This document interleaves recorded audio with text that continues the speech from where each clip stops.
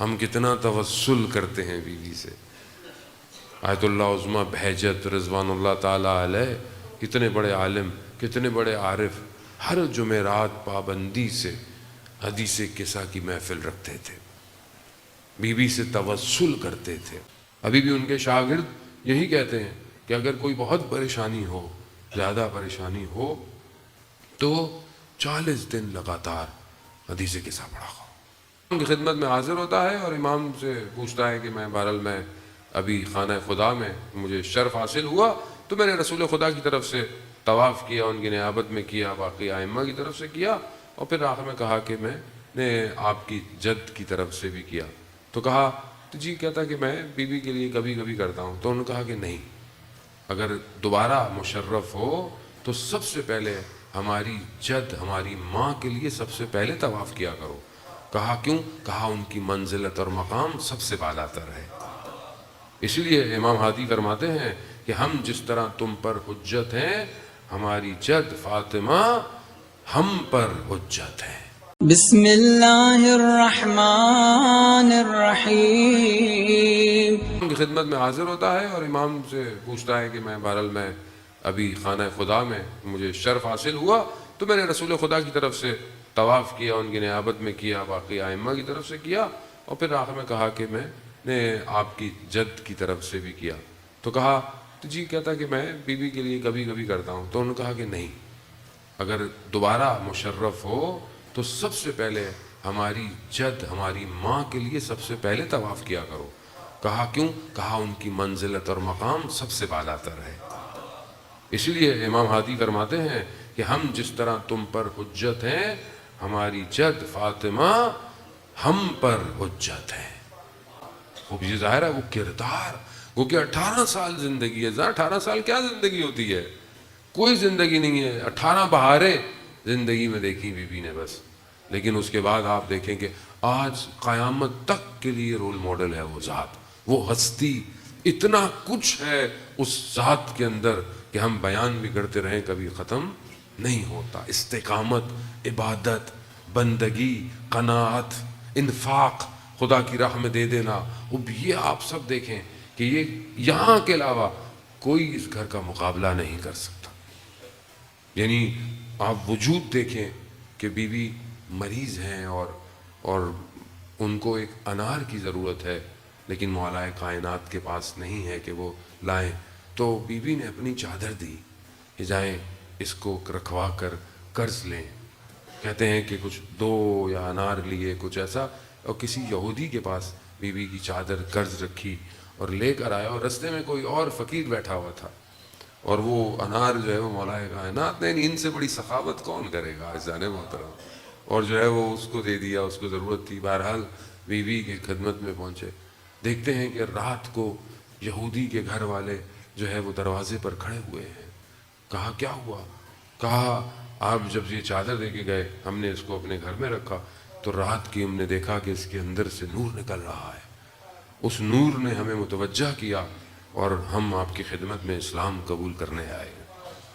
یعنی جس کی چادر ہلے تو کائنات کا رزق جاری ہو جائے، اسے سیدہ کہتے ہیں۔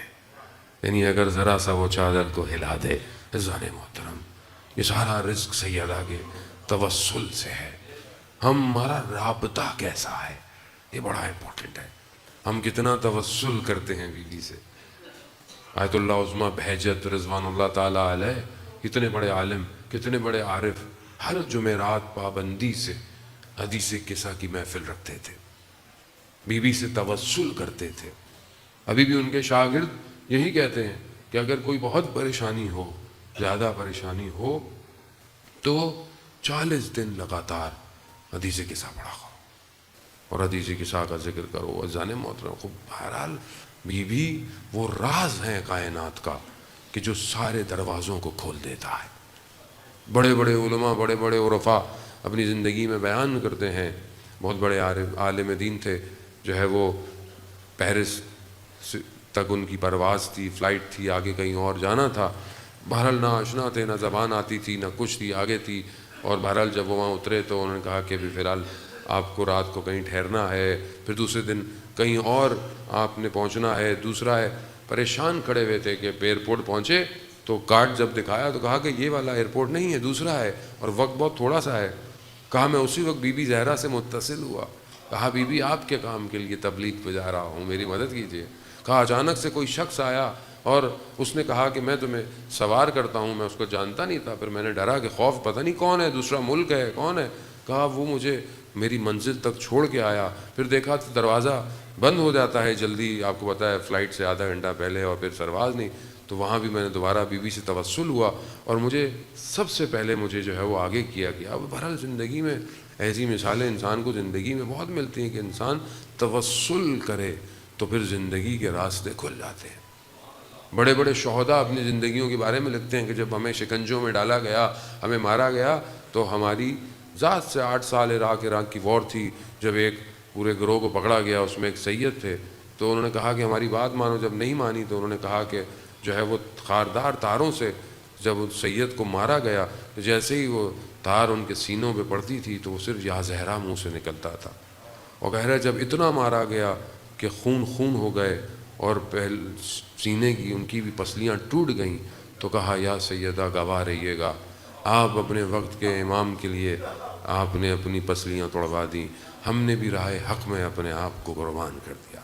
یہ ہے رابطہ، یہ ہے توسل، یہ ہے کہ انسان اپنی زندگی میں بیوی کو دیکھ رہا ہے۔ عزیزان محترم، ہم جو اتنی زندگی میں مشکلات ہیں، گرفتاریاں ہیں، پریشانیاں ہیں، ہم اس در سے کتنے جڑے ہوئے ہیں، ہم کتنا توسل کرتے ہیں، کتنا ان کی بارگاہ میں جاتے ہیں۔ عزیزان محترم، بہرحال وقت جو ہے وہ کم ہے۔ حاج مرزوق کے بارے میں کہ جنہوں نے تہران میں عزاداری کو ایک نئے طریقے سے قائم کیا، مشہور تھے عراق کے اندر عزاداری اور خاص قسم کے ماتم کے لیے، تو کہتے ہیں علماء انہیں کہتے تھے کہ آپ جو ہے وہ تہران تشریف لے کے جائیں، تو نہیں جاتے تھے، مگر خواب میں انہوں نے سید الشہداء کو دیکھا جنہوں نے انہیں کہا کہ آپ وہاں جائیں، ان کے کہنے پر آ گئے۔ حاج یکتا کہتے ہیں کہ میں جب ان کے آخری ایام میں زندگی سے ان سے ملنے گیا تو انہوں نے مجھے بتایا کہ میں کچھ دن پہلے شدید مریض تھا، مجھے بخار تھا، اور جب انسان کو بخار ہو تو گلا خشک ہو جاتا ہے، تو مجھے پیاس کی شدت محسوس ہوئی، اور جیسے ہی پیاس ہوئی تو میری 3 بیٹیاں تھیں، میں نے ان کو پکارا، ایک راضیہ، ایک مرضیہ، ایک فاطمہ۔